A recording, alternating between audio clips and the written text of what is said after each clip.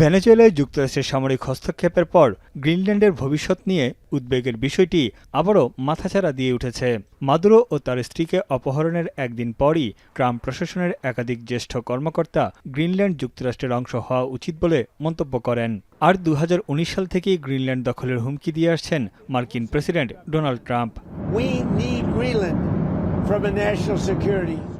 ৫৭,০০০ জনসংখ্যার Greenland NATO সদস্যভুক্ত ডেনমার্কের আধা স্বায়ত্তশাসিত অঞ্চল। ১৯৭৯ সালে স্বায়ত্তশাসিত হলেও প্রতিরক্ষা এবং পররাষ্ট্র নীতির জন্য গ্রিনল্যান্ড এখনও ড্যানিশ সরকারের উপর নির্ভরশীল।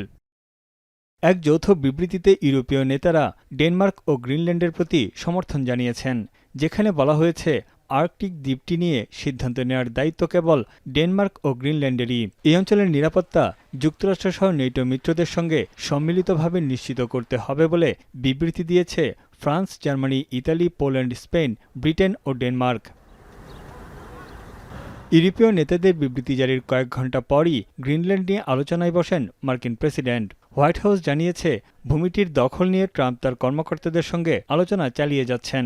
সম্ভাব্য সব উপায়গুলো বিবেচনায় রাখা হচ্ছে, এমনকি প্রয়োজনে সামরিক অভিযানও চালাতে পারে যুক্তরাষ্ট্র। ট্রাম্পের হুমকির মুখে ৭টি ইউরোপীয় দেশের নেতারা গ্রিনল্যান্ড নিয়ে ঐক্যবদ্ধ থাকার প্রতিশ্রুতি দিয়েছেন। এ সময় তারা যুক্তরাষ্ট্রকে জাতিসংঘ সনদের নীতিমালা মেনে চলার আহ্বান জানিয়েছেন।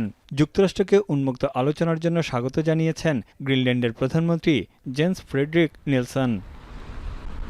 ডেনমার্কের কাছ থেকে গ্রিনল্যান্ড দখলের চেষ্টা নেটো জোট এবং ইউরোপীয়দের সঙ্গে যুক্তরাষ্ট্রের বিভেদ আরও গভীর করতে পারে। ড্যানিশ প্রধানমন্ত্রী সতর্ক করেছেন, নেটোভুক্ত অঞ্চলে আক্রমণ হলে নিরাপত্তা চুক্তি বলে কিছুই থাকবে না। En af grundene til, at vi er med i NATO, Grønland er også med i NATO. Det er et fælles ansvar for de arktiske stater, herunder kongeriget, at sørge for, at der er sikkerhed og fred og frihed i det arktiske område. Men Danmark har altid været en god allieret til USA.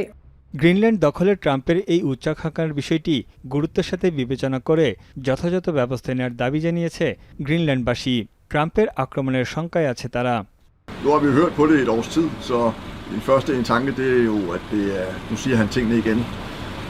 Men sidst samme som sidst, hvor man får det her chok, fordi man håber lidt, han har glemt det, men han mener det åbenbart fuldstændig seriøst, så det er ikke så fedt. Altså det korte svar er rystet. Rystet over, at man ikke helt forstår, hvordan man snakker til mennesker. Europe এবং উত্তর আমেরিকার মধ্যে গুরুত্বপূর্ণ কৌশলগত অবস্থান গ্রিনল্যান্ডের। এই অঞ্চলটি বিরল খনিজ পদার্থ, তেল, গ্যাস সহ মূল্যবান খনিজে পরিপূর্ণ।